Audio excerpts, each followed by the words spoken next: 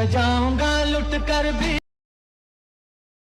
को लहू जिगर का दूं।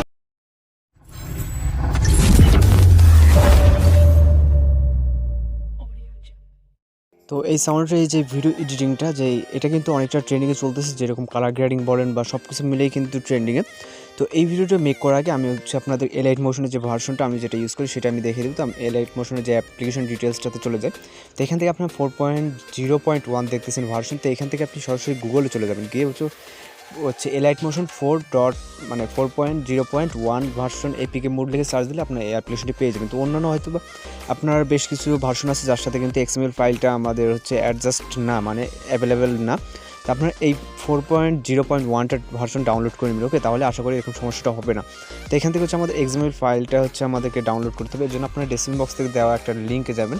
তো লিঙ্কে গেলে আমরা হচ্ছে সরাসরি আপনারা যেই ফাইলটি ডাউনলোড করবেন, ফাইলটি ডাউনলোড করার পর আমাদের হচ্ছে এরকম আপনারা ফাইলটা দেখতে পাবেন, এই যে এডিটিং বাই বাইজেদ যেরকম দেখতেছেন আপনারা .xml, ওকে?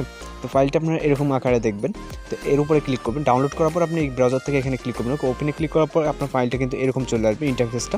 দেন এখান থেকে আপনি এটাকে যে উপরে রাইট যে উপরে যে শেয়ার অপশন দেখতে পাচ্ছেন, শেয়ার অপশনে ক্লিক করবেন।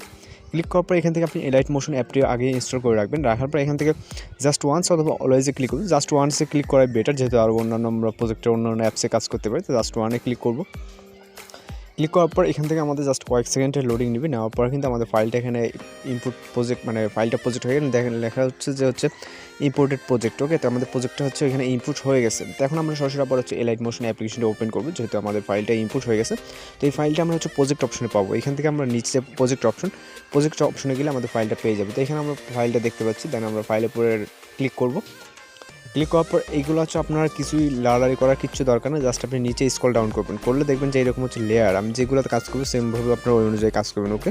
তাহলে আশা করি আপনাদের এরকম একটা সুন্দর একটা ভিডিও হয়ে যাবে। তো আপনি আপনার মতো করে যে কোনো ফাইলের ভিডিও নিয়ে নেবেন, আপনি একটা ভিডিও রেডি করে রাখবেন। দেন ওই ভিডিওটা এখান থেকে আমরা যেটা করবো, এই যে নিচে যে লেয়ারটা দেখতে পাচ্ছেন এই লেয়ার উপরে ক্লিক করবেন, ওকে? ক্লিক করার পর এরকম অপশন আসলে আপনি ওকেতে ক্লিক করবেন। দেন এখান থেকে হচ্ছে কালার অ্যান্ড ফিল, এই যে অপশনটা দেখতে পাচ্ছেন, কালার অ্যান্ড ফিলে যাবেন। যাওয়ার পর এখান থেকে মিডিয়া নট ফাউন্ড যে লেখাটা আছে এর পাশে দেখেন মিডিয়া একটা অপশন, তো মিডিয়াতে ক্লিক করুন। ক্লিক করার পর এখান থেকে হচ্ছে আপনি ভিডিওটা সিলেক্ট করবেন। আমার ভিডিওতে যেহেতু প্রথম ভিডিওতে অটোমেটিক সিলেক্ট করে গেছে, তো এই ভিডিওটা সিলেক্ট করার পর এখান থেকে উপর রাইট অপশন আপনি যে কোনো ভিডিওতে এখানে সিলেক্ট রাখতে পারেন, ওকে?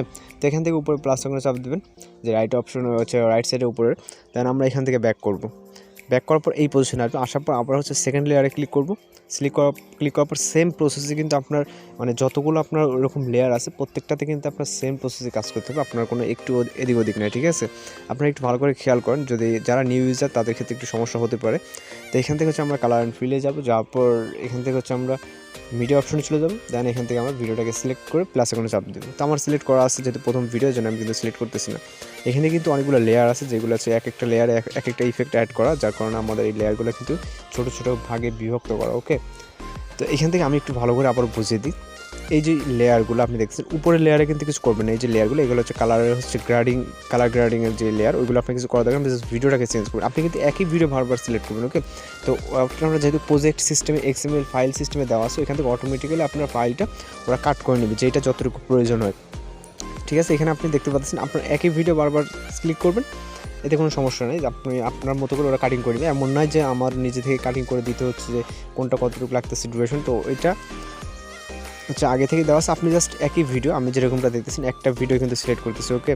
তো আমি যেটা বলছি যারা হচ্ছে আগে থেকে এই অ্যাপ্লিকেশন ইউজ করেন অথবা এক্সএমএল ফাইলে কাজ করছেন তাদের ক্ষেত্রে সমস্যা না, যারা হচ্ছে নতুন তাদের ক্ষেত্রে এরকম সমস্যা হতেই পারে। তো এক্সএমএল ফাইলের কাজটা কিন্তু মানে খুবই সহজ, যারা হচ্ছে জানেন তাদের কাছে মানে কী বলবো একদমই সহজ, যে কোনো কষ্ট ছাড়াই আরেকজনের ফাইলটা আমরা নিয়ে এডিট করতে পারতেছি, তাই না? আর যারা নতুন ইউজার তাদের কাছে সবই কঠিন, এখানে কী আর বলবো।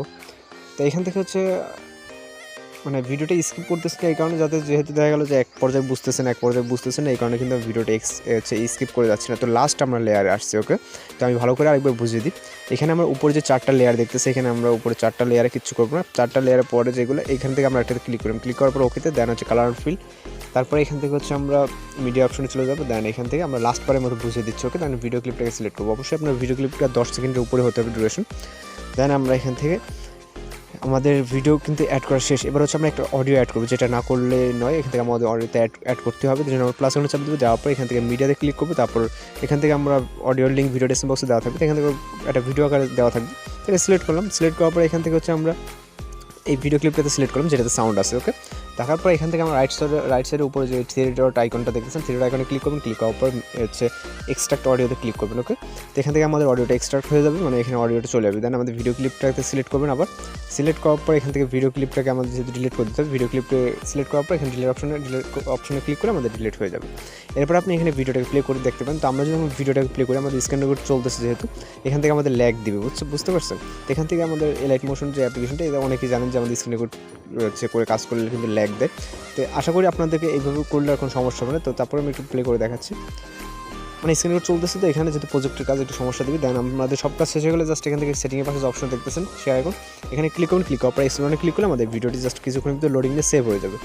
তো যদি আপনার কাছে ভিডিওটি ভালো লাগে অবশ্যই চ্যানেলটিকে সাবস্ক্রাইব করে পাশে বেল আইকনে বাজিয়ে দিন। তো দেখা হচ্ছে পরবর্তী কোনো নতুন ভিডিওর সাথে। সে পর্যন্ত ভালো থাকবেন, সুস্থ থাকবেন। আসসালামু আলাইকুম।